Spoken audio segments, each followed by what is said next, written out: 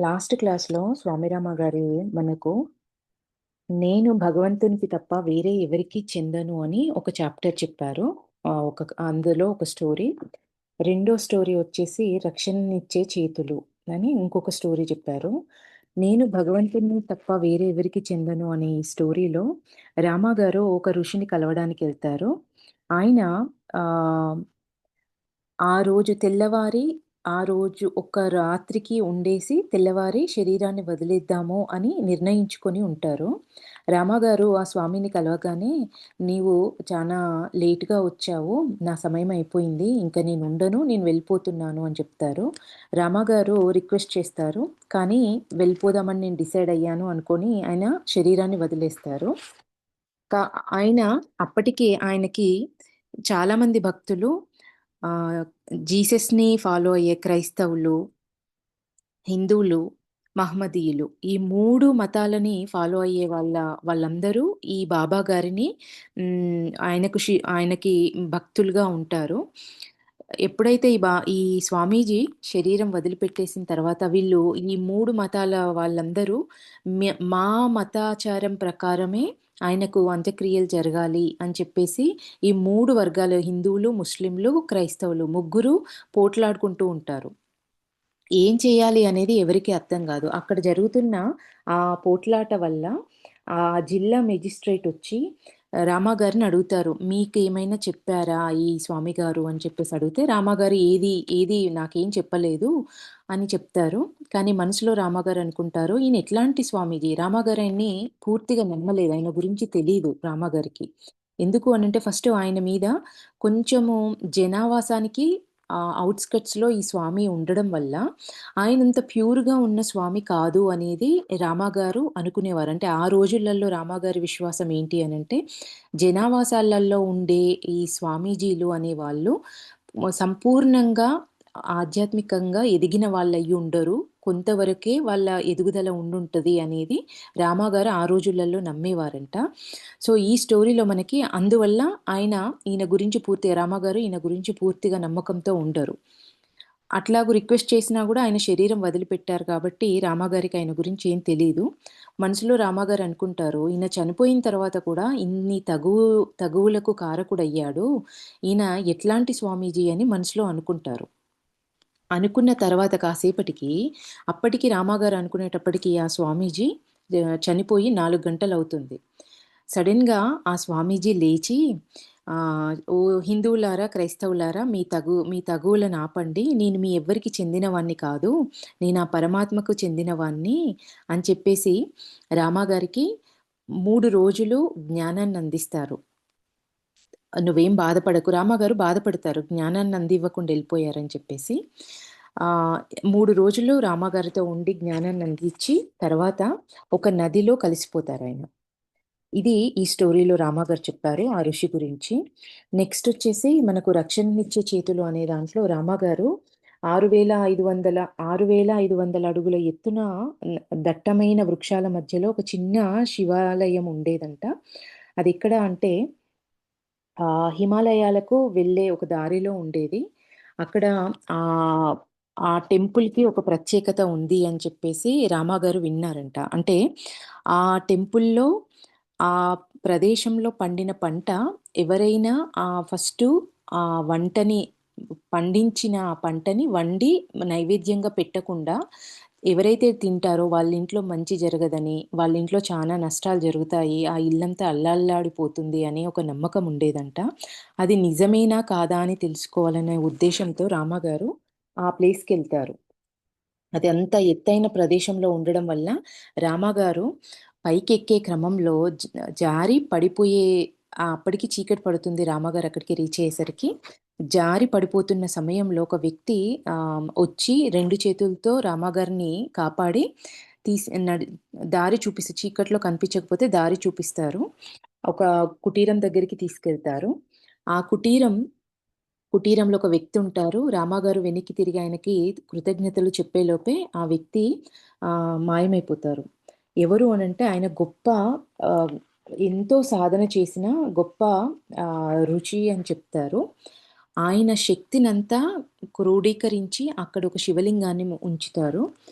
అదే ప్రదేశంలో ఆయన అందరిని, ఆ ప్రదేశంలో ఉన్నవారిని, ఆ ఊళ్ళో ఉన్న వాళ్ళందరినీ, ఎవరికి ఏ కష్టమొచ్చినా ఆయన రక్షిస్తూ ఉంటారు. అయితే అదొక శివాలయము చాలా పురాతన స్థితిలో ఉండి, శిథిలావస్థలో ఉండడం వల్ల ఒక కాంట్రాక్టరు దాన్ని తిరిగి రెనోవేట్ చేద్దాము అనుకుంటారు. ఆ క్రమంలో మొత్తం టెంపుల్‌నంతా తవ్వేసి, అదే క్రమంలో శివలింగాన్ని కూడా తవ్వేసి అని ప్రయత్నం చేస్తారు. ఆ తవ్వుతున్న క్రమంలో ఆ టెంపుల్, ఆ లింగం లింగము ఎంత తవ్వినా కూడా ఇంకా చానా లోతుకుంటుంది. వాళ్ళకది తీయడానికి, పెకిలించడానికి వాళ్ళ వల్ల కాదు. దానికి తోడు ఆ టెంపుల్ ఆవరణ తవ్వుతున్న కొద్దీ ఎన్నో రంగురంగుల పాములు బయటికొస్తూ ఉంటాయి. ఎంత లోపలికెళ్తున్న కొద్దీ అన్నీ ఎక్కువ పాములొస్తూ ఉండేవి. అయినా ఆ కాంట్రాక్టరు ఉద్దేశ్యం వచ్చేసి టెంపుల్‌ని చాలా కొత్తగా, పెద్దగా చెయ్యాలి అనే ఉద్దేశ్యంలో ఉండేవాడు. ఒకరోజు ఇది ఇట్లనే జరుగుతూ ఉంటే ఆ స్వామీజీ ఆ ఇంజినీర్ కల్లో కనిపిచ్చి, ఆ శివలింగం పవిత్రమైందని చెప్పి, దాన్ని కదపకూడదు అని చెప్పి, దేవాలయాన్ని పెద్దది చేయకూడదు, ఆ పవిత్రతకు భంగం కలిగించకూడదు అని జెప్పేసి ఆ స్వామి గారు ఈ ఇంజినీర్ కల్లో చెప్తాడు. తర్వాత దాన్నట్లానే ఉంచేసి ఎక్కడి వరకైతే ఆ టెంపుల్ ఉందో దాన్ని, ఆ గోడల్ని మళ్ళీ అంతవరకే, దాన్నేం చేంజ్ జేయకుండా తిరిగి ఆ ఇంజినీరు తిరిగి గోడలని అన్నింటిని కడతారే తప్ప, శివలింగాన్ని డిస్టర్బ్ చేయడం గానీ, ఆ టెంపుల్ మోడల్‌ని డిస్టర్బ్ చేయడం కానీ చెయ్యరు. దీంట్లో రామ గారు ఆ స్వామి గారి గొప్పతనాన్ని, వృద్ధ సాధువు ఆయన గొప్పతనాన్ని, ఆ శివలింగ ప్రత్యేకతని, ఆ స్టోరీని మనకు ఇందులో చెప్తారు. ఈ కథని 'రక్షణనిచ్చే చేతులు' అని ఇందులో చెప్పారు. ఈరోజు మనము దేవతల భూమిలో దారి తప్పటం అనేది మనం ఈరోజు చదువుకుంటున్నాం ఫ్రెండ్స్. జ్ఞా జ్ఞానగంజ్ అనే గ్రామం గురించి నేను ఎంతో విన్నాను. ఎంతో చదివాను. దానితో ఆ ప్రదేశాన్ని దర్శించాలన్న కోరిక బలవత్తరమయింది. చాలామంది యాత్రికులు ఆ స్థలం గురించి విన్నారు. కానీ పట్టుదలతో ఆ ప్రదేశం చేరే ప్రయత్నం చేయడం చాలా అరుదు. ఈ చిన్న ఆధ్యాత్మిక వ్యక్తుల సముదాయం ఉన్న ప్రదేశం మంచు శిఖరాలతో కప్పబడిన హిమాలయాల ఒడిలో ఉంది. ఏడాదిలో 8 నెలలు ఎవ్వరూ ఈ స్థలానికి వెళ్ళడం కానీ, లేక ఆ స్థలాన్నుంచి బయటకు రావటం కానీ చెయ్యలేరు. ఒక చిన్న యోగుల సముదాయం అక్కడ ఎప్పుడూ నివాసం చేస్తూ ఉంటుంది. ఈ జ్ఞానగంజ్ అనే ప్రదేశంలో ఒక చిన్న యోగుల సముదాయం ఉంటుందంట ఫ్రెండ్స్. వాళ్ళు ఈ ఏడాదిలో 8 నెలలు ఎవరు ఈ స్థలానికి వెళ్ళడం కానీ, అక్కడున్న వాళ్ళెవరు బయటికి రావడం కానీ చేయలేరంట. అంటే అంత కఠోరమైన స్థితిలో అక్కడి ప్రదేశం ఉంటుంది అనేది, వాతావరణం కానీ ఉంటుంది అనేది రామగారు చెప్తున్నారు. ఒక చిన్న యోగుల సముదాయం అక్కడ ఎప్పుడూ నివాసం చేస్తూ ఉంటుంది. ఈ యోగులు మౌనాన్ని పాటిస్తూ చాలా వరకు వాళ్ళ సమయాన్ని ధ్యానంలో గడుపుతారు. కర్రదుంగలతో కట్టిన చిన్న ఇల్లు వాళ్ళకి ఆశ్రయం ఇస్తాయి. బంగాళాదుంపలు, బార్లీ వాళ్ళకి ప్రధానమైన ఆహారం. సంవత్సరానికంతటికీ సరిపోయేటట్టుగా వీటిని వాళ్ళు నిల్వ చేసుకుంటారు. ఈ ప్రత్యేకమైన సముదాయంలో భారతీయులు, టిబెట్ దేశస్థులు, నేపాలీలు ఉన్నారు. టిబెట్, పితోరాగర్ మధ్యనున్న హిమాలయ సరిహద్దుల పైన ఈ నిష్ణాతుల సముదాయం నివసిస్తుంది. జ్ఞానగంజ్ అనే ఈ ప్రదేశాన్ని తప్ప ఇంక దేనిని అంటే జ్ఞానగంజ్ అని తప్ప ఈ ప్రదేశాన్ని ఇంకా దేనిని పిలువలేరు. ఈ ప్రదేశానికి ఆ పేరు తప్ప ఇంకా ఏది పిలవలేరు అంటున్నారు. ఈ గ్రామాన్ని చూడటం కోసం నేను ఇంకొక నలుగురు సన్యాసులతో కైలాస పర్వతానికి వెళ్ళటానికి నిశ్చయించుకున్నాను. మేము అల్మారా నుండి అల్మోరా నుండి దోర్చోల్, అక్కడి నుండి గర్బియాంక్‌కి వెళ్ళాము. చాలా రోజుల తర్వాత మేము రాక్షస్థల్‌కి చేరగానే త్రోవ తప్పాము. ఇక్కడ అల్మోరా నుండి దోర్చోల, అక్కడి నుండి గర్బియాంక్‌కి వెళ్ళాము. చాలా రోజుల తర్వాత మేము రాక్షస్థల్‌కి చేరగానే త్రోవ తప్పాము. అప్పుడు జులై నెల. ఈ నెలలో హిమాలయ పర్వతాలలో మంచు కరుగుతూ ఉంటుంది. ఈ ఋతువులలో మంచు దిబ్బలు కదులుతాయి. ఒక్కోసారి మంచు దిబ్బంతా పూర్తిగా కింద పడి మార్గానికి అవరోధం కలుగజేస్తుంది. చాలా రోజులు వెళ్ళటానికి తోవ ఉండకపోవచ్చు కూడా.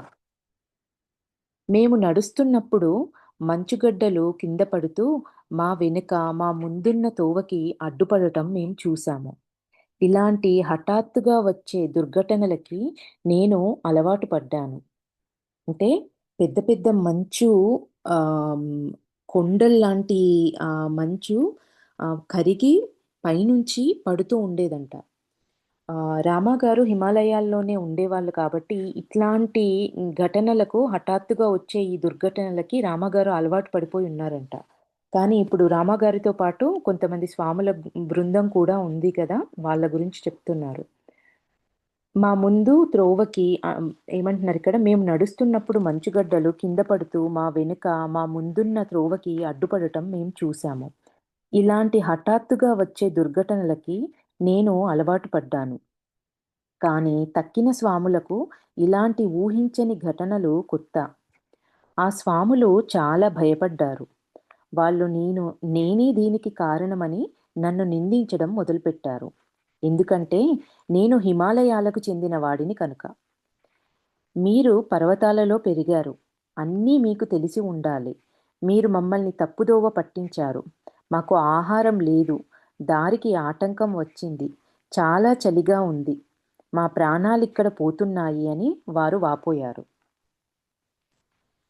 రాక్షస్థల్ అనే పెద్ద సరస్సు పక్కన మేము చిక్కుకుపోయాం. అంటే అందరిలాగానే ఈ స్వాములందరూ రామాగారిని నిందిస్తున్నారు. అంటే కష్టమొచ్చినప్పుడు నీ వల్లనే ఇది జరిగింది అని పక్క వాళ్ళను వేలెత్తి చూపిచ్చడము. ఎందుకంటే ఆయనే ఆ ప్రోగ్రామ్, ఆ టూర్‌ని ప్లాన్ చేసింది రామాగారే కాబట్టి, రామాగారిని పాయింట్ జేసి వాళ్ళు మాటలంటున్నారు. "నీ వల్లనే మనం దారి తప్పిపోయాము. నువ్వు హిమాలయాలలో ఉండేవాడివి. నీకు తెలీదా? ఎక్కడి నుంచి ఎటెళ్తే ఏమొస్తుంది అనేది? మా పరిస్థితి ఇది. ఆహారం లేదు. ఇప్పుడు దారికి ఆటంకం వచ్చింది. చాలా చలిగా ఉంది. మేమిక్కడే చచ్చిపోతామని" వాళ్ళు బాధపడుతున్నారు రామగారితో మాటలంటూ. రాక్షస్థల్ అనే పెద్ద సరస్సు పక్కన మేము చిక్కుకుపోయాం. కరుగుతున్న మంచుతోనూ, దొర్లి పడుతున్న బ్రహ్మాండమైన మంచు గడ్డల వలననూ నీటి మట్టం ఎక్కువవ్వడం మొదలుపెట్టింది. రెండవ రోజు కల్లా అందరూ హడలిపోయారు. మనం మామూలు మనుషులం కాదు. మనం సర్వసంగ పరిత్యాగులం. మనం సంతోషంగా చనిపోవాలి. భగవంతుణ్ణి ధ్యానం చేసుకోండి. భయం మనకి సహాయపడదు అని నేనన్నాను. రామగారన్న మాటలివి. అందరూ తమ తమ మంత్రాన్ని గుర్తు చేసుకొని ప్రార్థించడం మొదలుపెట్టారు. కానీ ఏదీ సహాయపడేటట్లు కనిపించలేదు. ఇది వాళ్ళ మతనమ్మకానికి పరీక్ష. కానీ ఏ ఒక్కరికీ ఎలాంటి నమ్మకం లేదు. మంచులో భూస్థాపితం అయిపోతామేమోనని వాళ్ళకి భయం. ఒకవేళ మీరందరూ చనిపోతే మీ సంస్థలు, ఆస్తులు, మీ అనుచరులు ఏమైపోతారు? అని వాళ్ళను పరిహసించడం మొదలుపెట్టాను. ముందే వాళ్ళందరూ రామాగారిని మాటలంటున్నారు. రామాగారు వాళ్ళకి మోటివేట్ జేశారు ఫస్టు. మనం సర్వసంగ పరిత్యాగులము. మనం భయపడగూడదు. మీరు భగవంతుని ధ్యానం చేసుకోండి. భయమనేది మనకి హెల్ప్ చేయదు ఈ సమయంలో అని చెప్పారు. అక్కడి వరకు బానే ఉంది. దాని తర్వాత వాళ్ళింకా అట్లానే భయపడిపోతూ ఆ మంత్రాన్ని వాళ్ళకు ఉన్న అనుష్ఠానం చేసుకునే మంత్రాలు గూడా వాళ్ళకి సహాయపడేటట్లుగా కనిపించకుండా వాళ్ళు భయపడుతూ ఉంటే, ఇంకా ఎగతాళిగా మాట్లాడడం మొదలుపెట్టారు రామగారు. అంటే మీరు ఏ స్థితిలో ఉన్నారో చూసుకోండి అనేది రామగారు ఒక రకంగా చెప్పడం వాళ్ళకి. ఏమంటున్నారిక్కడ, మీ ఆస్తులు, మీ సంస్థలు, మీ మీ అనుచరులు ఏమైపోతారో అని వాళ్ళని పరిహసించడం మొదలుపెట్టారు అని అంటున్నారు. రామగారు చెప్తున్నారు. నేనిలా వాళ్ళని పరిహసించాను అని.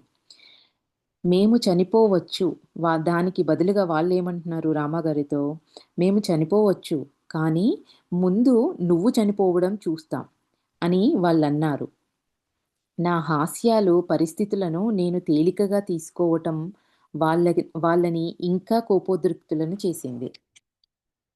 ఈ సిట్యుయేషన్‌ని చూసి అంటే నేనయ్యో! వీళ్ళకేదో చేసేసాను అని రామగారు నేను నా వల్లనే వీళ్ళకి బాధొచ్చింది అని బాధపడితే కాస్త వాళ్ళు బా వాళ్ళ ఈ వాళ్ళు కొంచెం సాటిస్ఫై అయ్యేవాళ్ళేమో.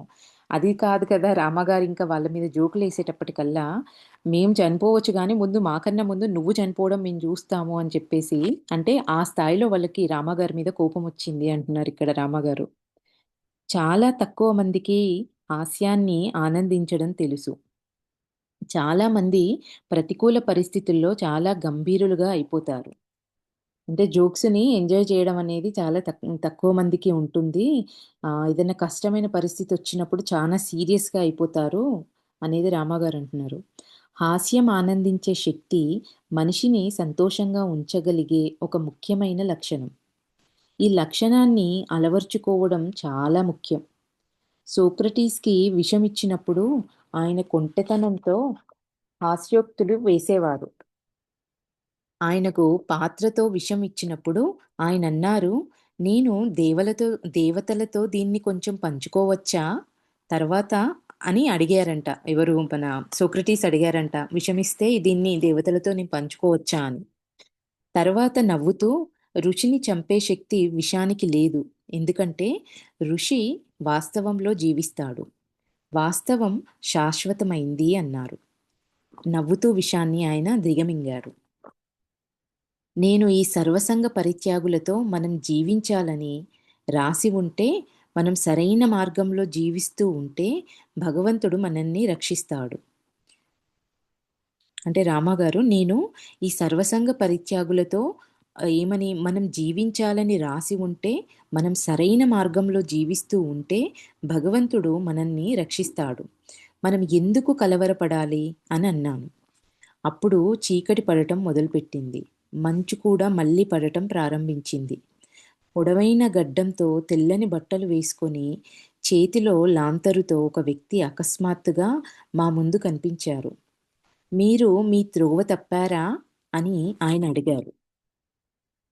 "దాదాపు 2 రోజుల నుండి తినడానికి మా దగ్గర ఏమీ లేదు. ఇక్కడ నుండి ఎలాగ బయటపడాలో మాకు తెలీదు" అని మేము జవాబిచ్చాము. ఆయనను అనుసరించమని ఆయన మాకు చెప్పారు. కొండ మీద నుండి దొర్లిపడ్డ మంచుగడ్డల ద్వారా త్రోవలేనట్లు కనిపించినా, మేము ఆయనను అనుసరించగా చివరకు మేము రెండవ పక్కకు చేరుకున్నట్లు తెలుసుకున్నాము. కొన్ని మైళ్ళ దూరంలో ఉన్న ఒక గ్రామానికి ఆయన మాకు దారి చూపించి, రాత్రి అక్కడ గడపమని ఆదేశించారు. హఠాత్తుగా ఆయన అదృశ్యమైపోయారు. ఆయన ఎవరో అని మేమంతా ఆశ్చర్యపోయాము. ఈ దేవతల భూమిలో ఇలాంటి అనుభవాలు అసాధారణమైనవి కావు అని ఆ గ్రామస్తులు అంటారు. అమాయకులైన ప్రయాణికులు దారి తప్పినప్పుడు ఈ అదృశ్య శక్తులు వారికి దారి చూపిస్తారు. మేము ఈ గ్రామంలో ఆ రాత్రికి ఉండిపోయాము.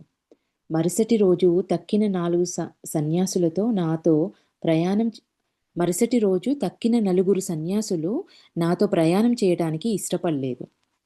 ఇక్కడ అంటే రామ గారు ఇంకా ఒకలాంటి కంప్లీట్ సరెండర్‌నెస్‌లోకొచ్చేసారు. ఏమన్నారిక్కడ మనకు నిజంగా ఆహ్, ఏమన్నారు మనం జీవించాలని రాసి ఉంటే, మనం గనక సరైన మార్గంలో జీవిస్తూ ఉంటే, భగవంతుడు మనల్ని రక్షిస్తాడు. మనం ఎందుకు కలవరపడాలి? అంటే ఇంక నాది వాళ్ళేం చేసే స్థితిలో లేరు. కంప్లీట్‌గా భగవంతుడికి సమర్పణ భావంలో ఉన్నారు. నిజంగా మనం బ్రతకాలనుంటే, మనం నడిచే దారి సరైందే అయితే ఆయనే చూసుకుంటారు అనే స్థితిలో ఉన్నప్పుడు, అప్పటి వరకు వాళ్ళు నిందించుకుంటూ, వాళ్ళు స్వయంగా ఏవో ప్రయత్నాలు చేస్తున్నారు. రామాగారు ఈ స్థితిలో ఉన్నప్పటికీ అంటే అందరూ ఆ మైండ్ సెట్‌లోకొచ్చిన తర్వాత ఆ వ్యక్తి ఒక తెల్ల గడ్డంతో ఉన్న ఒక వ్యక్తి చేతిలో లాంతరుతో అంటే ఒక శక్తి ఆ రూపంలో వచ్చి వాళ్ళకి సహాయం చేసింది. దీని తర్వాత ఏం జరిగింది? ఆ నలుగురు సన్యాసులు రామాగారిని అక్కడ వదిలేసారు. వాళ్ళకిష్టం లేదు ఇంకా ఈ ఎక్స్‌పెర ఈ ఈ ఇట్లా ఈయనతో పాటు ఎక్స్‌ప్లోర్ చేయడం అనేది వాళ్ళకిష్టం లేదు. ఆ సన్యాసులు నాతో ప్రయాణం చేయటానికి ఇష్టపడలేదు. వాళ్ళంతా తిరిగి వెళ్ళిపోయారు. ముందు ముందు ఇంకా ఎక్కువ ప్రమాదాలు ఉంటాయని భయపడి వాళ్ళు ఇంకా ముందుకి వెళ్ళటానికి ఇష్టపడలేదు. ఆ గ్రామస్తులు నాకు దారి చెప్పగా నేను ఒంటరిగా జ్ఞా జ్ఞానగంజ్ వైపు వెళ్ళాను. అంటే ఇక్కడ రామాగారికేమో తెలుసుకోవాలి అక్కడ ఏముంది వెళ్ళాలి అనే కోరిక చాలా చాలా డీప్‌గా ఉంది. వీళ్ళు చూద్దాము అని రామాగారితో పాటు యాడ్ అయ్యారు. కొంచెం కష్టం రాగానే రామాగారిని వదిలేశారు. కానీ రామాగారు ఆయనకున్న ఆ కోరికన తెలుసుకోవాలి, వెళ్ళాలి అనే కోరికను మాత్రము గట్టిగా ఉండడం వల్ల ఆయన ముందుకు ప్రయాణాన్ని ముందుకు కంటిన్యూ చేశారు. అంటే రామాగారికి ఆ బర్నింగ్ డిజైర్ ఉంది. వెళ్ళాలి అక్కడికి కంపల్సరీగా అని. ఎన్ని అడ్డంకులొచ్చినా వెళ్ళాలి అని. ఆ సాధువులతో ఒకాయన ఆహ్, ఒంటరిగా జ్ఞానగంజ్ వైపు వెళ్ళాను. అక్కడున్న సాధువులలో ఒకాయన నాకు దయతో ఆశ్రయాన్నిచ్చారు. అక్కడ నేను 45 రోజులున్నాను. చుట్టూ ఎత్తైన మంచు శిఖరాలతో కూడిన ఈ స్థలం నేను చూడగలిగిన అందమైన ప్రదేశాలలో ఒకటి. జ్ఞానగంజ్ నుండి తిరిగి వస్తున్నప్పుడు కైలాస పర్వతాలకి దిగువ భాగాన ఉన్న మానస సరోవరం వైపు వెళ్ళే మార్గం ద్వారా తిరిగి వచ్చాను. చాలా ఉన్నత స్థాయిని చేరిన భారతీయ యోగులను, టిబెట్ యోగులను నేను కలుసుకున్నాను అక్కడ. కైలాస పర్వతం దిగువన ఉన్న లామాల శిబిరంలో నేను ఒక వారం ఉన్నాను. ఈ అనుభవాన్ని ఇప్పటికీ భద్రంగా జ్ఞప్తిలో ఉంచుకున్నాను. నేను ఒక గొర్రెల మందతో గర్వియోక్కి ప్రయాణం చేశాను. అక్కడి నుండి నేను ఒక గొర్రెల మందతో గర్వియోగికి ప్రయాణం చేశాను. దారిలో ఆ గొల్లలు హిమాలయాలలో ప్రయాణికులకు దారి చూపించే జీవుల గురించి మాట్లాడారు. అలాంటి అనుభవాలు నాకు వాళ్ళు చాలా చెప్పారు. ఈ జీవులను దేవతలు అని అంటారు. జీవితంలో తెలిసినట్టి, తెలియలేనట్టి 2 భాగాలలోనూ ప్రయాణం చెయ్యగలిగే ప్రాణులు దేవతలని చెప్పబడతారు. అంటే ఆహ్, ఇక్కడ రామగారు ప్రాణులు అన్నారు. అంటే ఒక దైవిక శక్తి. దాన్ని దేవతలు ఇంక మనకు ఒక దారి చూపిచ్చేది, మన కష్టమున్నప్పుడు మనకి హెల్ప్ చేసేది అది ఏదైనా ఒక వ్యక్తి అయినా గూడా మనకు కష్టంలో హెల్ప్ చేశారంటే దేవుళ్ళా వచ్చి హెల్ప్ చేశావు అంటాం కదా! సో, రామగారు వాళ్ళు ఆహ్, జీవులు అని రామగారే అన్నారు ఆ పదాన్ని. జీవులు అన్నారు. వాళ్ళు దేవతలు అని చెప్పబడతారు అని కూడా అంటున్నారు. సాధకులకు దారి చూపటానికి వారు భౌతిక దేహాన్ని పొందగలరు. అయినప్పటికీ అభౌతికంగా కనిపించకుండా కూడా ఉంటారు. దేవతలకి కూడా వారి లోకాలున్నాయి. రహస్య శాస్త్రము, గూఢ విద్య ఇలాంటి ప్రాణుల గురించి చాలా చెప్తాయి కానీ, ఆధునిక శాస్త్రజ్ఞులు ఇవి కల్పనలు లేక భ్రమలు అయి ఉంటాయని ఈ సిద్ధాంతాన్ని కొట్టిపారేస్తారు. ఇలాంటి ప్రాణులున్నారని నమ్మే వృద్ధులు భ్రమలో ఉన్నారని యువ శాస్త్రజ్ఞులు అంటూ ఉంటే నేను విన్నాను. వృద్ధాప్యము అవివేకాలతో నిండిన ఇంకొక బాల్యావస్థ. అది భ్రమలను కలగజేయగలదు. కానీ ఆధ్యాత్మికతను అనుసరించే వాళ్ళు వృద్ధాప్యంలో ఎక్కువ వివేకవంతులవుతారు. అంటే ఈ ఆధ్యాత్మికతలో లేని వ్యక్తులు వృద్ధాప్యంలో అదొక అవివేకాలతో నిండిన వృద్ధాప్యం అంటే. ఎవరైతే ఆధ్యాత్మికతతో లేని వాళ్ళు. అదే ఎవరైతే ఆధ్యాత్మికతను అనుసరించే వాళ్ళు వృద్ధాప్యంలో ఎక్కువ అవుతారు అని రామగారంటున్నారు. వాళ్ళకి భ్రమలు కలిగే అవకాశమే లేదు. ఎందుకంటే వాళ్ళు మొదట వాళ్ళ మనసులను పవిత్రం చేసుకొని చైతన్యంలోని ఉన్నత స్థానాలను అనుభవాన్ని పొందుతారు. చైతన్యంలోని ఉన్నత స్థానాల అనుభవాలను వాళ్ళు పొందుతారు. అంటే వయస్సు పెరుగుతున్న కొద్దీ ఆధ్యాత్మికతలో మనం ఉంటాము. అదే ప్రాక్టీస్ కంటిన్యూ అవుతూ ఉంటుంది. మనం ఆధ్యాత్మికతలో ఉన్నప్పుడు. వాళ్ళు వృద్ధాప్యాన్ని పొందుతున్నారు అనంటే వాళ్ళ ఆధ్యాత్మిక శక్తి అనేది పెరుగుతుంది. అందుకే ఇక్కడ రామగారు ఏమంటున్నారు? చైతన్యంలోని ఉన్నత స్థానాల అనుభవాలను వీళ్ళు పొందుతారు. వృద్ధాప్యంలోకి ఆ స్థితికి చేరిన వాళ్ళు, వృద్ధాప్యంలో ఉన్నవాళ్ళు ఇంకా ఎక్కువ వివేకవంతులవుతారు అంటున్నారు. శాస్త్రజ్ఞులు ఎన్నో జీవన పరిమాణాలను ఇంకా పరిశీలించలేదు.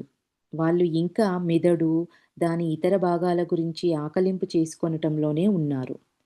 సర్వోత్కృష్టమైన లేక మహనీయమైన మనస్తత్వ శాస్త్రము అని పిలువబడే మానస శాస్త్రం యొక్క ఆకృతి ఆధునిక శాస్త్రజ్ఞుల గ్రహింపుకు అందనిది. ఎన్నో శతాబ్దాల నుండి ఎడతెగకుండా వస్తున్న పూర్వీకుల మానస శాస్త్రమే సరైన శాస్త్రము. ఇది అంతర్జ్ఞానమని, అంటే ఇంట్యూషన్ అని పిలువబడే ఉత్కృష్టమైన జ్ఞానం. దాని మీదే ఉత్కృష్టమైన జ్ఞానం మీదే ఆధారపడి ఉంది. భౌతిక శాస్త్రాలకి పరిధులున్నాయి. వాటి పరిశోధనలు వస్తువులు, శరీరము, మెదడు వరకు మాత్రమే పరిమితమయ్యాయి. భౌతిక శాస్త్రం అంటే వీటి వరకే పరిమితమైంది. ఇది రామ గారిక్కడికి దీన్ని ఈ స్టోరీని ఇక్కడికి ఇదయిపోయింది ఫ్రెండ్స్. నెక్స్టొచ్చేసి 'హంసల భూమి'. నా జీవితంలో నేను వెళ్ళిన ప్రదేశాలన్నింటిలో గంగోత్రిలా నన్ను ఆకర్షించిన ప్రదేశం మరొకటి లేదు. మంచుతో ఎల్లప్పుడూ కప్పబడి ఉండే చిన్న గుహలలో 30-50 మంది దాకా యోగులు అక్కడ నివసించేవాళ్ళు. చాలామంది నగ్నంగా ఉండేవాళ్ళు. కొంతమంది నిప్పును కూడా ఉపయోగించేవాళ్ళు కారు. నా సోదర శిష్యుడు ఉండే గుహకి 500 గజాల దూరంలో ఒక చిన్న గుహలో ఒంటరిగా నేను 3 పూర్తి హేమంతాలు ఉన్నాను. అంటే 3 హేమంతాలు అంటే చలికాలాలు అయ్యుంటుంది అనుకుంటున్నాను. చాలా తక్కువగా నేను ఇతరులతో కలిసేవాడిని. అక్కడ అక్కడ ఉండే మేము ఒకరినొకరం దూరం నుండి చూసుకునేవాళ్ళం. అక్కడ ఉండే మేము ఒకరినొకరు దూరం నుండే చూసుకునేవాళ్ళు. కానీ ఎవ్వరూ ఎవరి ప్రశాంతతను భంగపరిచేవాళ్ళం కాదు. ఎవరి సాధనలు వాళ్ళే విడివిడిగా గుహలల్లో ఉంటూ చేసుకునేవాళ్ళే తప్ప, ఒకరినొకరు దూరం నుంచి చూసుకునేవాళ్ళు కానీ, ఒకరినొకరు మాట్లాడుకునేవాళ్ళు కాదంట. ఎందుకు అంటే, వాళ్ళ ప్రశాంతత భంగపరచడం ఇష్టం లేక. ఇతరులను కలియాలన్న కుతూహలం ఎవ్వరికీ లేదు. నా జీవితంలో ఎంతో ఫలవంతమైన కాలాలలో అది ఒకటి. నేను యోగాభ్యాసాలు చేస్తూ ఎక్కువగా నా కాలాన్ని గడుపుతూ ఉండేవాడిని. గోధుమలు, పప్పులు కలిసిన మిశ్రమ ఆహారం మీద జీవిస్తూ ఉండేవాడిని. గోధుమలు, పప్పులు నీళ్లలో నానబెట్టి 2 రోజుల తర్వాత మొలకలొచ్చాక కొద్దిగా ఉప్పు వేసుకొని తినేవాడిని. ఇదే నా ఆహారం. ఇట్లాంటి ఆహారం తింటూ సాధన అలా చేస్తుండేవాళ్ళంట రామగారు ఆ చిన్న గుహలో ఉండి. ఎన్ని ఇక్కడ 3 పూర్తి హేమంతాలు అక్కడ ఉండి ఇట్లాంటి మొలకలొచ్చిన పప్పులు, గోధుమలని మీద సాల్ట్ వేసుకొని తింటూ 3 హేమంతాల కాలాన్ని ఎవ్వరితో మాట్లాడకుండా మౌనంలో ఉంటూ సాధన చేశారంట. దగ్గరలో ఉన్న ఒక గుహలో దేశమంతటా గౌరవింపబడుతున్న ఒక ఋషి ఉండేవారు. ఆయన పేరు కృష్ణాశ్రం. ఒకరోజు రాత్రి 12 గంటల ప్రాంతంలో ఎన్నో బాంబులు ప్రేలాయేమో అన్నట్లు చెవులు దద్దరిల్లేటట్లు ఒక పెద్ద శబ్దం వినిపించింది. చాలా దగ్గరలో ఒక బ్రహ్మాండమైన మంచుగడ్డ కొండ మీద నుంచి దొర్లిపడింది. ఏమైందో చూడటానికి నా గుహ నుండి బయటికి వచ్చాను. అది ఒక వెన్నెల రాత్రి. గడ్డకట్టుకుపోయిన గంగానది అవతలి ఒడ్డు ఆ వెన్నెల కాంతిలో నేను చూడగలిగాను. కృష్ణాశ్రం కృష్ణాశ్రం నివసిస్తున్నది అక్కడే. మంచుగడ్డ ఎక్కడ పడిందో నేను ఊహించాను. నేను త్వరగా నా పొడుగైన టిబెట్ కోటు ధరించి టార్చ్ లైట్ తీసుకొని అతని గుహకు పరిగెత్తాను. అక్కడ గంగానది చిన్న వాగులాగా ప్రవహిస్తూ ఉండటం చేత నేను దానిని తేలికగా దాటి అతని చిన్న గుహ చెక్కుచెదరకుండా ఉండటం గమనించాను. అంత పెద్ద అంత కొన్ని ఏమన్నారిక్కడ ఎన్నో బాంబులు ప్రేలాయేమో అన్నట్లు చెవులు దద్దరిల్లిపోయాయంట. అంత పెద్ద శబ్దం వచ్చింది అంటే అది ఎంత పెద్ద మంచు కొండ అయ్యి ఉంటుంది. అది పడినా గూడా ఆయన చిన్న గుహ చెక్కు చెదరకుండా ఉండటం గమనించారంట. ఆయన నవ్వుతూ అక్కడ కూర్చొని ఉన్నారు. ఆయనప్పుడు మౌనాన్ని పాటిస్తూ ఉండటం వల్ల అతను ఆకాశం వంక చూపిస్తూ హం, హం, హం అన్నారంట. తర్వాత ఆయన ఒక పలక మీద ఇలాగ రాశారు. నాకు ఏదీ అపకారం చెయ్యలేదు. నేను ఇంకా చాలా కాలం బ్రతకాలి. ఈ శబ్దాలు, మంచుగడ్డలు నన్ను భయపెట్టలేవు. నా రక్షిత నాది రక్షిత గుహ. ఆయనకు ఏ అపాయమూ జరగలేదని, బాగా ఉత్సాహంగా ఉన్నారని చూశాక నా గుహకి నేను తిరిగి వెళ్ళిపోయాను. పొద్దుట బాగా చూడగలిగినప్పుడు నేను గమనిస్తే బ్రహ్మాండమైన మంచుగడ్డ ఆయన గుహకి రెండు పక్కలా పడి ఉంది. ఎత్తైన దేవదారు వృక్షాలు దాని కింద భూస్థాపితమై ఉన్నాయి. ఆయన గుహ మాత్రం చెక్కు చెదరకుండా ఉంది. అంటే ఎత్తైన ఆ పైన్ ట్రీస్ పడిపోయి భూస్థాపితం అయిపోయి భూమిలోకెళ్ళిపోయాయంట. ఆ మంచుగడ్డ పడ్డం వల్ల. అంత బలమైన చెట్లు. ఈయన గుహ మాత్రము గుహ పైన పడ్డ అంత పెద్ద కొండ మంచుగడ్డ 2 ముక్కలైపోయి 2 వైపుల పడింది. కానీ గుహకు మాత్రము ఏమవ్వలేదంట. ఒక చిన్న గుహ. మధ్యాహ్నం 2 గంటల నుండి 5 గంటల వరకు నేను కృష్ణాష్టం కృష్ణాశ్రం గారిని తరచూ కలుస్తూ ఉండేవాడిని. నేను ప్రశ్నలడిగితే ఆయన పలక మీద సమాధానం రాసి చెప్పేవారు. ఆయన కళ్ళు 2 నిప్పు గుళికల్లాగా ప్రకాశించేవి. అతని చర్మం ఏనుగు చర్మమంత మందంగా ఉండేది. ఆయన దాదాపు 80 ఏళ్ల వయస్సులో ఉండి మంచి ఆరోగ్యంతో ఉండేవారు. ఊలుబట్టలు, రాజేసిన నిప్పు, చలి నుండి కాపాడుకునే ఎటువంటి రక్షణ లేకుండా ఎలాగా ఉంటున్నారా అని నాకు ఆశ్చర్యంగా ఉండేది. అంటే అట్లాంటి చలి ఉన్న ప్రదేశంలో ఆయన ఊలుబట్టలు, నిప్పు ఏదీ లేకుండా ఆ చలి నుంచి ఆయన ఎట్లా ఉంటున్నారా అనేది రామాగారు అనుకునేవారంట. అంటే వాటి వేటి సహాయం లేకుండా ఆయనున్నారు అంట. ఆయన దగ్గర నాదంటూ ఏమీ లేవు. మైలు దూరంలో గోముఖ్ వైపున నన్ను అంటే ఆయన దగ్గర ఆయనకు ఒక వస్తువు కానీ ఏదీ లేదు. ఆయనదంటూ ఏదీ లేదు అంటున్నారు. మైలు దూరంలో గోముఖ్ వైపునున్న ఒక స్వామి క్రమం తప్పకుండా ఆయనకు ఆహారం తీసుకొని వచ్చేవారు. రోజుకొకసారి అతను కాల్చిన బంగాళాదుంపలు, గోధుమ రొట్టె ముక్క తినేవారు. అక్కడ ప్రతి వాళ్ళు గంగా తులసి అనే మూలికతో కలిపిన ఆకుపచ్చని టీ త్రాగేవారు. అక్కడ నేను కలుసుకున్న యోగులు, స్వాములు మూలికలు, వాటి ఉపయోగాల గురించి చాలా విషయాలు నాకు నేర్పారు. అంతేకాకుండా వేదాల గురించి నాతో చర్చించేవారు. ఆ యోగులు భారతదేశ పర్వతాలు భారతదేశ పర్వతాలు దిగి మైదానాలకు రావటానికి ఇష్టపడేవారు కాదు.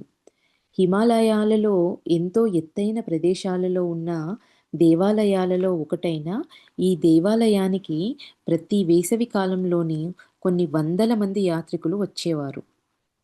ఆ రోజులలో అక్కడికి చేరటానికి పర్వతాలలో 96 మైళ్ళు నడవవలసి వచ్చేది.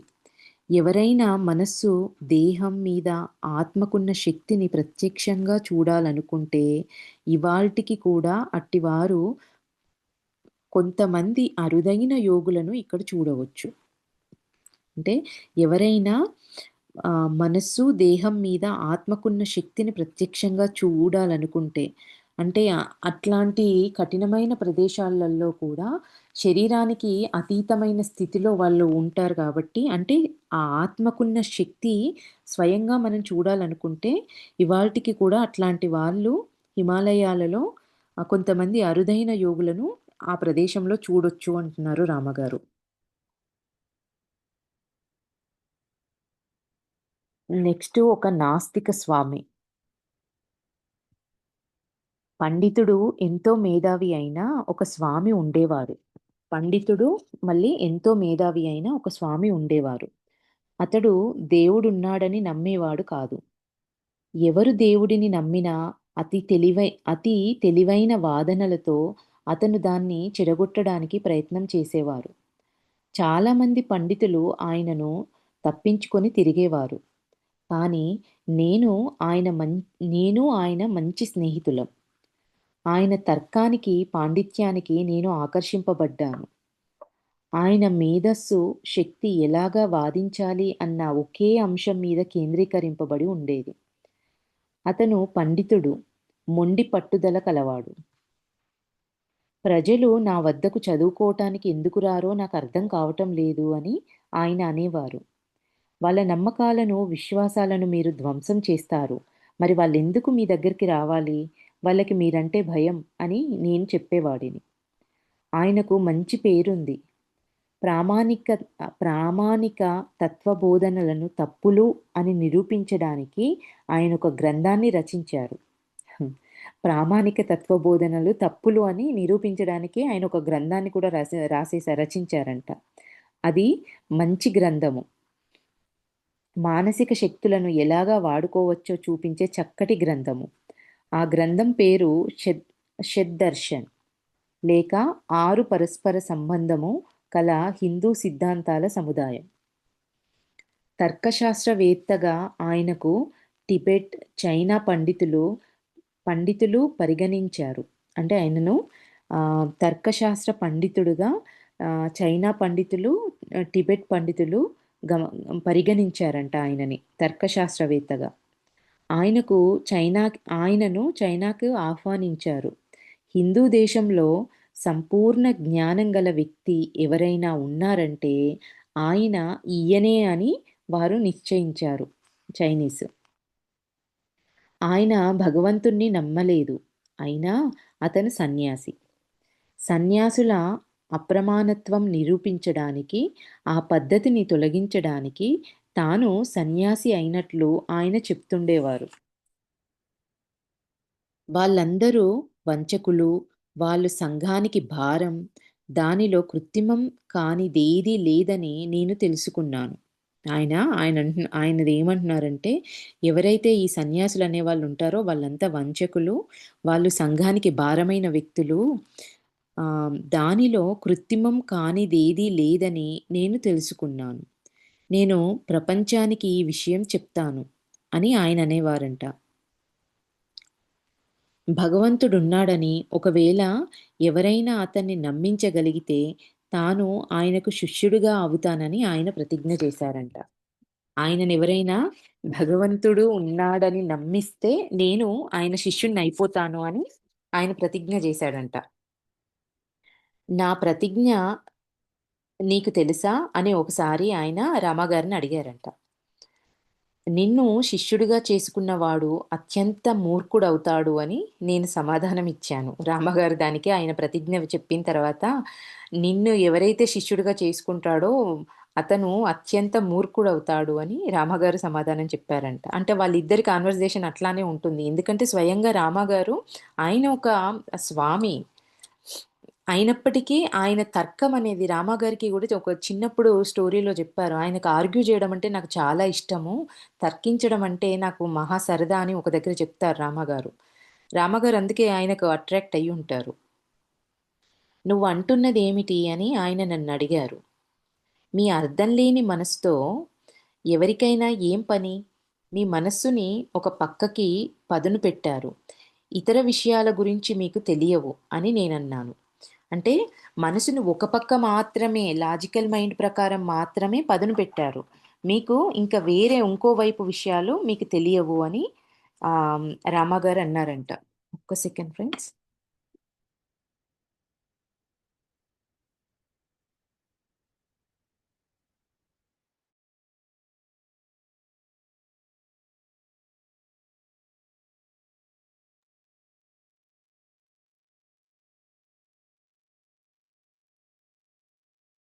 నువ్వు అవివేకివి. నువ్వు కూడా ఎరుకలోనికి రాని వాటి గురించి మాట్లాడతావు. ఇదంతా పనికిమాలింది. అసందర్భపు ఊహలు అని అతను తిరిగి జవాబిచ్చారు. ఇక్కడ రామగారు ఏమన్నారు? మీ అర్థం లేని మనసుతో ఎవరికైనా ఏం పని? మీ మనస్సుని ఒక పక్కకి పదును పెట్టారు. ఇతర విషయాల గురించి మీకేమీ తెలియవు అని రామాగారంటే, దానికి బదులుగా ఆయన "నువ్వు అవివేకివి. నువ్వు కూడా ఎరుకలో లేని వాటి గురించి మాట్లాడతావు." అంటే ఏదైతే కంటికి కనిపించేది ఇప్పుడు ఆయన అది ఏమంటారు? మనకు ఫిజికల్‌గా కనిపించిన దాని గురించే కదా ఆయన మాట్లాడేది. "ఎరుకలో లేని వాటి గురించి మాట్లాడతావు. ఇదంతా పనికిమాలిన పని. అసందర్భపు ఊహలు" అని అతను తిరిగి జవాబిచ్చారంట రామాగారికి. ఏమైనా సరే, నేను నా ప్రాణాలు అర్పించవలసి వచ్చినా సరే, ఈ మనిషి చేత కొన్ని నిగూఢ సత్యాలు తెలుసుకునేటట్లు చేస్తాను అని భగవంతుడిని ప్రార్థించారంట రామగారు. అంటే ఒక దేవుడిని నమ్మని వ్యక్తిని, ఒక నాస్తికుడైన వ్యక్తిని ఇప్పుడు దేవుడిని నమ్మించే ప్రోగ్రామ్ పెట్టుకున్నారు ఈ స్టోరీలో రామగారు. "మీరు హిమాలయాలను చూసారా?" అని ఒకరోజు రామగారు ఆయన్నడిగారంట. లేదు. ఎప్పుడూ చూడలేదు అని ఆయన సమాధానం ఇచ్చారు. వేసవిలో వేసవిలో పర్వతాలలో ప్రయాణం చేయడం చాలా హాయిగా ఉంటుంది. అవి చాలా అందమైనవి అని ఆయనకు చెప్పాను. ఒకవేళ ఆయన నాతో వస్తే ఆయనను సరిచెయ్యటానికి ఒక అవకాశం దొరుకుతుందని అనుకున్నాను. రామగారు అంటే అది దేవభూమి అంటారు కదా! హిమాలయాలు. అంత శక్తివంతమైన భూమిలోకి ఆయనను తీసుకెళ్ళి ఏదో రకంగా ఆయన చేంజ్ అయితారు. ఆయనకేదో ఒక బుద్ధి చెప్పొచ్చక్కడ. ఈ ఆధ్యాత్మికంగా ఆయనను టర్న్ జేయొచ్చు అనుకున్నట్టున్నారు రామగారు. అదొక్కటంటే నాకిష్టం. అంటే ఇక్కడ రామగారేమన్నారు, దేవుడు ఏది చెప్పలేదు. ప్రయాణాలు అక్కడ చాలా ఉంటుంది. పర్వతాలు అందంగా కనిపిస్తాయి. వేసవిలో అనేది చెప్తే, ఆ వ్యక్తికి అదొక్కటి నాకిష్టము. అలాంటి అందమైన పర్వతాలుండగా, మనకి భగవంతునితో ఏం పని అని ఆయనన్నారు. భగవంతుడున్నాడని నమ్మి తీరేటటువంటి పరిస్థితుల్లోనికి ఆయన్ని తీసుకెళ్తాను అని నేననుకున్నాను. అంటే అక్కడున్న వాతావరణం భగవంతుడున్నాడని నమ్మి తీరాల్సిందే అనే పరిస్థితుల్లోకి ఆయన్ని తీసుకెళ్ళాలి అని రామగారు అనుకున్నారంట. ఎత్తైన పర్వతాలలో ఒకదానికి అతన్ని తీసుకెళ్ళాలనుకున్నాను. ఒక చిన్న గుడారం, కొన్ని బిస్కెట్లు, కొన్ని ఎండు ఫలాలతో కైలాసం పర్వతానికి బయలుదేరాము. అప్పుడే మంచు పడటం మొదలుపెట్టిన సెప్టెంబరు మాసం అది. నాకు భగవంతుడంటే గట్టి నమ్మకం. ఈ స్వామి నిస్సహాయుడై భగవంతుణ్ణి భగవంతుని సహాయం కోసం పరితపించే పరిస్థితిని సృష్టించమని దైవాన్ని ప్రార్థించాను. నేను యువకుడిని, నిర్భయస్తుడిని. అందుకు ఆయన ఎక్కడానికి కష్టమైన మార్గం గుండా తీసుకొని వెళ్ళాను. ఆ వ్యక్తి ఆయన వయసులో వయసులో ఆహ్, ఆయన ముసలి వ్యక్తి. అంటే పెద్దవాడు ఆయన. రామగారేమో యువకుడు. సో, ఇక్కడ రామగారు ఏం డిసైడ్ అయ్యారు, నేను యువకుడిని, నిర్భయస్తుడిని. అందుకు ఆయన్ని ఎక్కడానికి కష్టమైన మార్గం గుండా తీసుకొని వెళ్ళాలి. అంటే ఆయనకి ఏదో రకంగా కష్టం కలిగించినప్పుడే ఆయనకు కనీసము ఆ నిస్సహాయ స్థితిలో ఉన్నప్పుడైనా ప్రార్థించడము, హెల్ప్ తీసుకోవడం అనే ఆ సిట్యుయేషన్ ఆ ఆలోచనలోకొస్తాడేమో అనేది రామగారి ఆలోచన. మేము ఎక్కడికి వెళ్తున్నామో నాకే తెలీదు. అందువల్ల మేము త్వరలోనే దారి తప్పాము. రామగారు. నేను హిమాలయాలలో పుట్టడం వలన చలిని తట్టుకునే శక్తి పెంపొందించుకున్నాను. ఒక ప్రత్యేక భంగిమ, శ్వాస పద్ధతి చలి నుండి నన్ను రక్షించుకునేందుకు సహాయపడేది. ఆ పర్వతాల చలి ఆయనకు అలవాటు లేకపోవడం వలన ఆ స్వామి బాధతో వణికిపోయాడు. జాలితోనూ ఇక్కడ స్వామి అని రామగారు అందరినీ ఆయన స్వయంగా స్వామి కాబట్టి రామగారు ఎవరినైనా స్వామి అని ఆహ్, ఆహ్, సంబోధిస్తూ ఉంటారు. ఇక్కడ రామగారేమో ఆ స్వామి బాధతో వణికిపోయాడు. జాలితోనూ ఆయనంటే నాకు అభిమానం అని చూపించడానికి నేను కప్పుకునే శాలువ ఆయనకిచ్చాను. నేనాయనను 14,000 అడుగుల ఎత్తుకు తీసుకొని వెళ్ళాను. 14,000 అడుగుల తర్వాత ఆయన నేను సరిగ్గా ఊపిరి తీసుకోలేకపోతున్నాను అని మొరపెట్టుకున్నారు. నాకేం కష్టంగా లేదు అని నేను చెప్పాను. నువ్వు యువకుడివి. అందుకు నీకేమీ అవ్వదు అని ఆయనన్నారు. ఓడిపోయారని ఒప్పుకోవద్దు అని నేనన్నాను. ఆయన ప్రతిరోజు నాకు తత్వజ్ఞానం బోధించేవారు. నేను పర్వతాల గురించి మాట్లాడుతూ అతన్ని రంజింపజేసేవాడిని. అంటే ఆయన తత్వం గురించి బోధించేవాళ్ళంట రామగారికి. ఈయన హిమాలయాలలో ఉన్నారు గాబట్టి, హిమాలయాలలో ఉన్న పర్వతాల అందాన్ని, అక్కడి వాతావరణాన్ని గురించి అతనికి ఆ వ్యక్తికి రంజింపజేసేలాగా చెప్పేవాళ్ళంట రామగారు. ప్రకృతికి ఇంత దగ్గరగా ఉండటం ఎంత అందమైన విషయమని అనేవాడిని. 4 రోజులు పర్వతాలలో మేము నడిచిన తర్వాత మంచు కురవటం మొదలుపెట్టింది. 15,000 అడుగుల ఎత్తులో బస చేశాము. మా దగ్గర 5 అడుగుల పొడవు, 4 అడుగుల వెడల్పున్న ఒక చిన్న గుడారం మాత్రమే ఉంది. అంత చిన్న టెంట్ ఉందంట. 2 అడుగుల దాకా మంచు పడినప్పుడు 7, 8 అడుగుల దాకా మంచు పడుతుందని, మన గుడారం కప్పబడిపోతుందని, ఆ గుడారంలో మనం సమాధి అవుతామని మీకు తెలుసా అని నేనన్నాను. రామగారు దాన్ని అక్కడ జరిగే విషయాలని ఎగ్జాగరేట్ చేసి చెప్తున్నారు ఆయనను భయపెట్టడానికి. "అలా అనకు" అని ఆయన గట్టిగా అన్నారు. "ఇది నిజం" అని నేనన్నాను. "వెనక్కి తిరిగి వెళ్ళిపోగలమా? మార్గాంతరం లేదు స్వామీజీ. ఏం చేద్దాం మనం? నేను భగవంతుణ్ణి ప్రార్థిస్తాను" అని నేను సమాధానమిచ్చాను. అంటే 15,000 అడుగుల ఎత్తులో బస చేశారు. అంత ఎత్తైన ప్రదేశంలో ఉన్నారు. వాళ్ళ దగ్గర ఉన్నది 5 అడుగుల పొడవు, 4 అడుగుల వెడల్పున్న ఒక చిన్న టెంట్ మాత్రమే ఉందంట. 2 అడుగుల దాకా మంచు పడినప్పుడు 7, 8 అడుగుల దాకా మంచు పడుతుందని, మన గుడారం కప్పబడుతుందని, స్నో పడడం స్టార్ట్ అయింది. కానీ 7, 8 అడుగుల వరకి స్నో పడుతుంది. కాబట్టి మనది ఈ గుడారం మొత్తము స్నోతో నిండిపోతది. మనం ఇందులోనే సమాధైపోతాము. ఎందుకంటే రామగారు అక్కడలో హిమాలయాలలో ఉండే వ్యక్తి కాబట్టి, ఆయనకి హిమాలయాలు కొత్త కాబట్టి, ఆ వాతావరణం గురించి ఆయనకేం తెలీదు కాబట్టి, ఆయన నమ్మాల్సిందే రామగారు ఏది చెప్పినా కూడా. ఆయన ఇంకా ఏది చెయ్యలేని పరిస్థితుల్లో అలా అనకు ఆయనకు భయమేస్తుంది. ఎందుకంటే చచ్చిపోతామని జెప్తున్నారు గాబట్టి. అలా అనకని ఆయన గట్టిగా అన్నారంట. "ఇంక వేరే ఏ ఆప్షన్ లేదా మనకు? వేరే ఏ మార్గాంతరం లేదా స్వామీజీ? ఏం చేద్దాం మనం? నేను భగవంతుడిని ప్రార్థిస్తాను" అని రామగారు అన్నారంట. సమాధానం ఇచ్చారు. ఎందుకంటే నేను దేవుడిని నమ్ముతాను గాబట్టి నేను దేవుడిని ప్రార్థిస్తాను అని చెప్పారంట. నేను యథార్థాన్ని నమ్ముతాను. ఆ వ్యక్తి ఏమన్నాడు? ఆ నాస్తికవాది, "నేను యథార్థాన్ని మాత్రమే నమ్ముతాను. నువ్వు మాట్లాడుతున్న ఆ అవివేకమైన వాటిని నేను నమ్మను" అని అన్నారు. ఆ స్థితిలో గూడా నువ్వు మాట్లాడుతున్నటువంటి ఆ అవివేకమైనయి నేను చెయ్యలేను. నేను యథార్థాన్ని మాత్రమే నమ్మే వ్యక్తిని అనేది ఆ నాస్తికవాది అనే మాటలు. నా భగవంతుడి దయ వలన మంచు పడటం ఆగిపోతుంది. దానికి బదులుగా రామగారు ఏమంటున్నారు, "నా భగవంతుడి దయ వలన మంచు పడడం ఆగిపోతుంది. దాన్ని ఆపడానికి ఒకవేళ మీ తత్వజ్ఞానాన్ని, తెలివితేటలని ఉపయోగించుకోవాలనుకుంటే మీ ఇష్టం.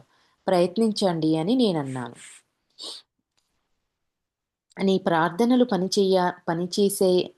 పని చేశాయని నాకెలా తెలుస్తుంది? ఒకవేళ నువ్వు ప్రార్థన చేసి మంచు ఆగిపోతుందనుకో, అప్పుడు కూడా భగవంతుడిని నమ్మను. ఎందుకంటే మంచు పడ్డం ఎలాగైనా ఆగిపోయి ఉండేది అని ఆయన అంటే నువ్వు ప్రార్థన చేసినప్పుడు అది కోయిన్సిడెంట్‌గా నువ్వు ప్రార్థన జేయడం, ఆ మంచు పడ్డం ఆగిపోయి ఉంటుంది. అట్లా అయినా నేను నమ్మను. సహజంగా మంచు పడ్డం ఆగిపోయిందేమో అనేది ఆయన వాదిస్తున్నాడు. ఆయన పనే అది. ఆయనెప్పుడు ఆర్గ్యూ చేస్తూ ఉంటారు గాబట్టి, అక్కడ ఆర్గ్యూ చేయడం స్టార్ట్ చేశాడు. త్వరలోనే మా చిన్న గుడారానికి అన్ని పక్కల 4 అడుగుల మంచు చేరింది. అతనికి ఊపిరాడటం కష్టమైపోతుందని అనిపించడం ప్రారంభమైంది. మేము ఊపిరి తీసుకోగలగడం కోసం నేను మంచులో ఒక రంధ్రాన్ని చేశాను. కానీ త్వరలోనే ఆ రంధ్రం మూసుకుపోయింది. నిజంగానే స్నో చానా హెవీగా పడుతుంది. ఆయన పెద్దాయన గాబట్టి ఊపిరి తీసుకోవడం కష్టంగా ఉంది. ఆ ఊపిరి తీసుకోవడం కోసము రామాగారు మంచులో ఒక చిన్న రంధ్రాన్ని చేశారంట. కానీ ఆ రంధ్రం కూడా మొత్తం కవర్ అయిపోయిందంట. మూసుకుపోయింది. ఖచ్చితంగా ఏదో ఒకటి జరుగుతుందని నాకు తెలుసు. ఏంటది? అయితే మేము మరణించడమైనా జరుగుతుంది, లేకపోతే అతడు భగవంతుడిని నమ్మడమైనా జరుగుతుంది. ఆ స్థితిలోకొచ్చారిద్దరు. అక్కడ వాతావరణం అట్లా ఉంది అని చెప్తున్నారు. చివరికి అది జరగనే జరిగింది. అతను భయపడ్డం పెడుతూ అన్నాడు, "ఏదో ఒకటి చెయ్యి. మీ గురువుగారు ఒక గొప్ప వ్యక్తి. ఆయనను నేను చాలా సార్లు అవమానపరిచాను. బహుశా అందుకే నాకు ఈ బాధ, భయం కలుగుతున్నాయి. మీరు భగవంతుణ్ణి ప్రార్థిస్తే 5 నిమిషాలలో ఈ మంచు పడటం ఆగి సూర్యకాంతి వస్తుంది. మీరు అలాగ చెయ్యకపోతే మీరు మరణించడమే కాకుండా నన్ను కూడా మరణించేలా చేస్తారు. భగవంతుడు నాకు రహస్యంగా చెప్పారు అని నేనన్నాను. రామాగారు. రామాగారు ఏమనన్నారు, ఆహ్, మీరు దేవుణ్ణి ప్రార్థిస్తే ఈ స్నో పడడం ఆగిపోయి ఎండ బయటకొచ్చేస్తది. లేదు అనంటే మీరు చచ్చిపోతారు, నేను చచ్చిపోతాను అనేది రామాగారు నాకు దేవుడు చెప్తున్నాడు రహస్యంగా అని ఆ వ్యక్తికి చెప్తున్నారు. నిజంగానా? ఇది నువ్వెలాగా వింటున్నావు అని అతనడిగారు. ఆయన నాతో మాట్లాడుతున్నారు అని నేనన్నాను. అతను నన్ను నమ్మడం మొదలుపెట్టాడు. ఒకవేళ సూర్యకాంతి రాకపోతే నేను నిన్ను చంపేస్తాను. భగవంతుణ్ణి నమ్మకూడదనే ఒకే ఒక నిర్నిబంధమైన ప్రతిజ్ఞ నాకుంది. నేను నా ప్రతిజ్ఞను విరమించుకున్నాను. అట్లా జరగకపోతే నేను నిన్ను చంపేస్తాను. నేను ప్రార్థన చేయకపోతే ఒకవేళ సూర్యకాంతి రాకపోతే నేను నిన్ను చంపేస్తా. అసలు భగవంతుడిని నమ్మకూడదని కఠినమైన ప్రతిజ్ఞ చేసుకున్నా నేను. నేను నా ప్రతిజ్ఞను ఇప్పుడు విరమించుకుంటున్నాను. మృత్యుభయం వలన అలాంటి వ్యక్తి తనని తాను మార్చుకొని త్వరగా భక్తిని పొందుతాడు. కన్నీళ్లతో అతను ప్రార్థించడం మొదలుపెట్టారు. ఒకవేళ 5 నిమిషాలలో మంచు ఆగకపోతే ఆయన తన మనసుని ఇంకా బండరాయి చేసుకుంటాడు అని అనుకొని నేను కూడా ప్రార్థించడం మొదలుపెట్టాను. భగవానుగ్రహం వలన సరిగ్గా 5 నిమిషాలలో మంచు పడటం ఆగి సూర్యుడు ప్రకాశించడం ప్రారంభించాడు. ఆయన, నేను ఇద్దరం ఆశ్చర్యపోయాం. మనం బతుకుతామా అని ఆయన అడిగారు. అవును, మనం బ్రతకాలని భగవంతుడు కోరుకుంటున్నాడు అని నేనన్నాను. నాకు తెలియనిదేదో అంటున్ నిజంగా ఉండి ఉంటుందని ఇప్పుడు నేను గ్రహించాను అన్నారతను. ఆ తర్వాత తన శేష జీవితాన్ని మౌనంలో జీవిస్తానని ఆయన ప్రతిజ్ఞ చేశారు. ఆయన ఇంకొక 21 సంవత్సరాలు జీవించారు. ఎవ్వరితో ఆయన మాట్లాడనూ లేదు. ఒకవేళ ఎవరైనా భగవంతుని గురించి మాట్లాడితే ఆయన తాదాత్మ్యంతో ఆనంద బాష్పాలు రాల్చేవారు. ఆ తర్వాత ఆయన ఇంకా పుస్తకాలు రాశారు. అందులో ఒకటి మహి మహిమ్న స్తోత్ర, భగవత్ సంకీర్తనల మీద వ్యాఖ్యానం. మానవ మేధస్సు ఎంతవరకు అందుకోగలదో చూశాక దానికతీతమైన శక్తి ఉందని గ్రహిస్తాము. ఒక స్థితి చేరాక మేధస్సు మనకిక దారి చూపలేదు. అంతర్జ్ఞానం మాత్రమే మనకది దారి చూపగలదు.